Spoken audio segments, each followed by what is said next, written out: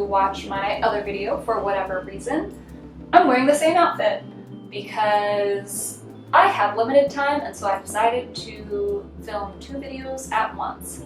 So welcome to me, my comfy sweater, my cauldron mug of tea because since it's August it is officially spooky season, and welcome to our new home.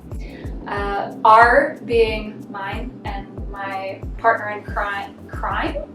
Do we do crimes? Remember, I'm a bad boy. Yeah, sure. My partner in crime, Tucker, you wanna... This is him. I love him. He's here. We bought this house together about a month ago now, right? Yeah, we've made our first payment. Our first mortgage payment is in the books. So, okay, thank you. Welcome. So this is our new house, but it's only new to us. It's not actually new in any way, shape, or form. This house was built in 1924, and the man who built it actually went to a local quarry and dug up the stone himself. Our front door is 3 inches thick, still has the original glass in it. Our woodwork is all solid walnut. People have ruined chainsaws trying to get through wood like this. And it is in fact an entirely stone exterior, and our roof is made of slate tile, which is not something that's done very often anymore. In the 40s, there was a tornado that rolled through our little part of the world, and this was the only house on the street that had even a partial roof into it. Now, it's for all of these reasons that we actually purchased this house, because we fell in love with the charm of it. It looks like an English cottage, which is where I would live, pie in the sky, if I were an heiress. I'm not, obviously. So instead of living in England, we found a little way to bring that cottage countryside vibe to ourselves. However, Tucker and I both work full-time jobs, and we have not had a chance to unpack. Meaning that as I sit here talking to you, I am surrounded by approximately 1 million boxes. But the good thing is that these boxes are special boxes, because these boxes are filled with my antique book collection.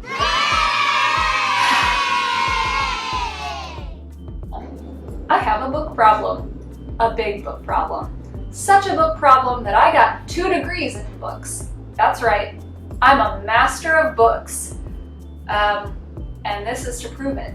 We're looking to maintain the old style charm of the house, and so one of the first things that I did to house my book collection, I went and found these.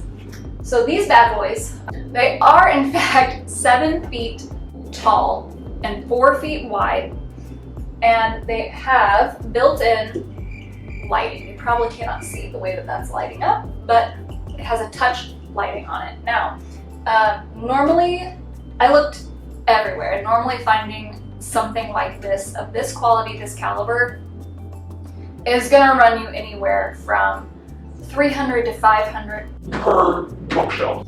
So instead what I did was find someone who was getting rid of these. There is no one more willing to make a deal than someone who wants to get shit out of their house. So I found these on an auction, and I got them for $115 each. Through the back-breaking labor of Tucker and one of our friends, we put them into our house, and now it is my task to fill them because I am a control freak and I don't want anyone to touch my special books of specialness. So I thought I would bring you along for that journey. Some of these books I'm actually going to be listing. We're going to be hosting an auction soon that will sadly be the end of my journey with some of these amazing books that have already gone on such a journey to end up with me. A lot of these are from the 1800s. I have some of them that are even earlier, as early as 1725. I have quite an extensive collection here. So I think what the plan for today is I'm going to do a time lapse with some pauses to show you particularly interesting books, books that I am thinking about parting ways with that might be of interest to you, and books that are just kind of quirky, because I have quite a few of those. So I hope you will stick around for that. I hope this is of some interest to you. and let's get started.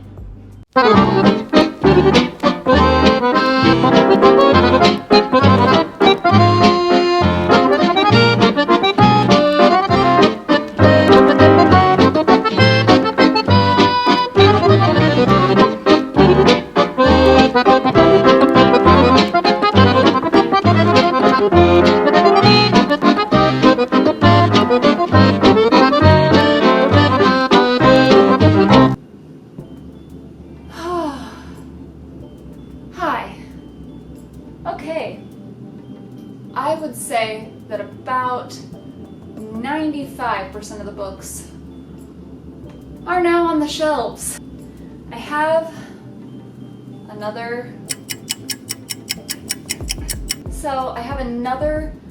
bookshelf, believe it or not, that is a sort of like corner fitting shelf that has more of my antique books that I'm going to put in what we're currently calling the green room. It's actually our dining room, but it has some really just 80s, 90s sort of wallpaper that we're going to steam off, and then I'm going to paint the room green, and it's kind of going to be our curiosities room. It's where I'm going to put all of my little cool antique haunted things. So I'll do a tour of that when that's done, but surprisingly these are not all of the books. This is just the beginning. We're curating, we're really getting down to what I really like, and I'm sure I will continue to part with some. Eventually I will do a nice little shelf tour of some of my favorite things that are on here. I guess we could do that now.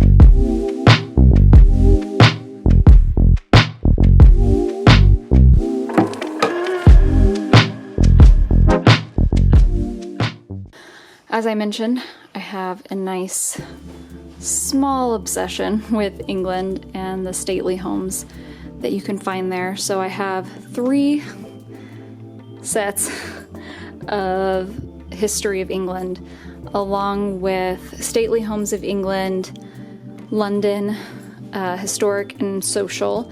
And then I do have a few Queen Victoria books as well that are floating around here somewhere. So between the Victorian period and then of course Mr. Shakespeare, that is really where my heart lies for a lot of these. So this side is really sort of an homage to my love of England. Right above it, however, this is actually my grandmother's primer. So she was born in 1931, and this is her first grade primer. It has her name in the front. This was my grandfather's. He was born in 1923.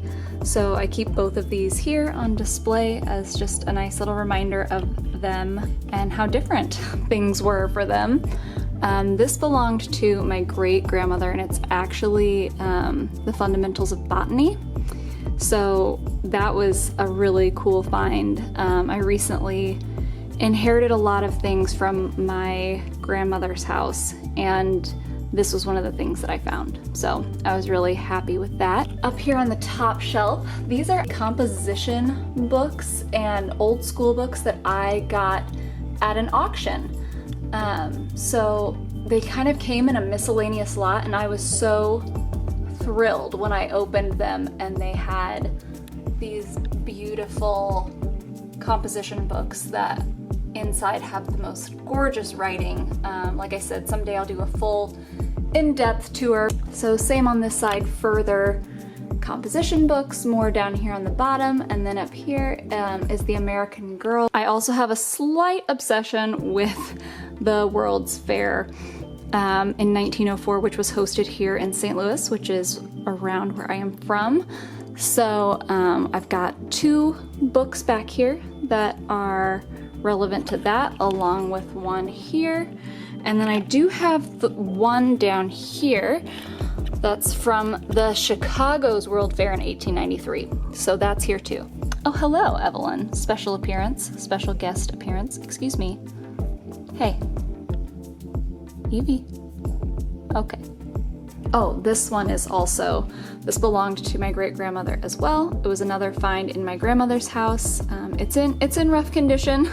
A lot of these are, they came to me that way. I try to take really good care of them. I don't know if you could see in the time lapse, but I had lots of bubble wrap between every single one of these. I tried to pack them really sound, and as Tucker could tell you, I was very particular about who carried these and how we treated them. So we've got a lot of classics in here. We've got a lot of Louisa May Alcott down here, including the infamous and wonderful Little Women.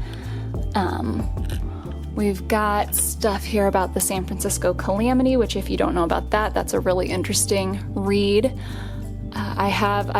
Fun fact, dating back to the Sam Carter video, I was briefly a major in astrophysics, so I have a strong love for anything that's astronomy. Therefore, I have a lot of these old astronomy books. I go a little cuckoo for those. So Flower Fancies is a beautifully illustrated flower guide, as you might be able to tell, and so I displayed it because I do love to get that one down fairly frequently and look through it, along with another introduction to botany. A lot of these are just really beautiful covers.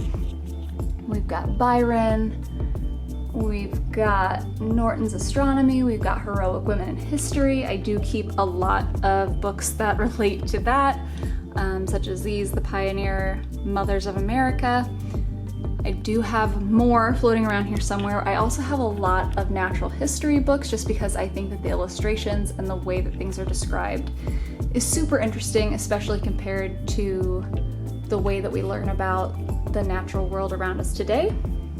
I have a lot of mythological tales, poems. So we've got The Emerald King and Other Irish Tales. This one's literally just called Weird Tales. I don't know if I can focus on that. Yeah, Weird Tales. A lot of these are beautifully hand bound in leather and then hand illustrated on the front, so I chose to display some of those here just because I think that that is amazing craftsmanship, and I love the idea that someone put their personal touch on this, and now I get to display it in my home. So this has been your quick and dirty tour of my bookshelf as it is in progress, the first night of the books actually being on the shelves. I am going to put this back on here. Is it obvious I am exhausted? In time-lapse time that looked like 2 minutes, but in real life time it was like 2 hours. So I am very tired. I do have to work tomorrow, so I think we're gonna end this. I think in the next video I'll show you some of the ones that I'm gonna get rid of, my plans for why I'm selling them, what I'm gonna do with some of the profits from that, and how we're going to finish setting this up along with the green room. So I appreciate you joining and following along today. If you found it helpful or fun, I hope that you'll stick around and keep watching, and you'll get lots more Evie on top of the bookshelf content, lots more me going through my antiques, explaining them content, and probably a lot more nerdy, silly content as well. So thanks for being here, and I hope to see you again.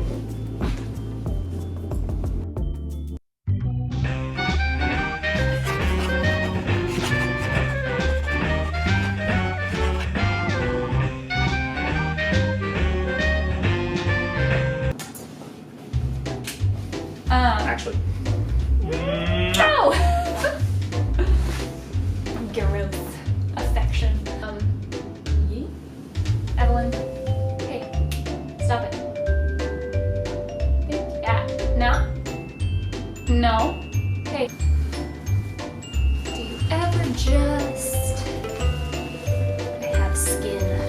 7 inches. That would be interesting. Wow, what a good girl. Yeah. For anyone who does not know, this is my pride and joy. My sweetest treasure. This is Evelyn. I am sure in all of my videos, including this one, she will be a menace to society.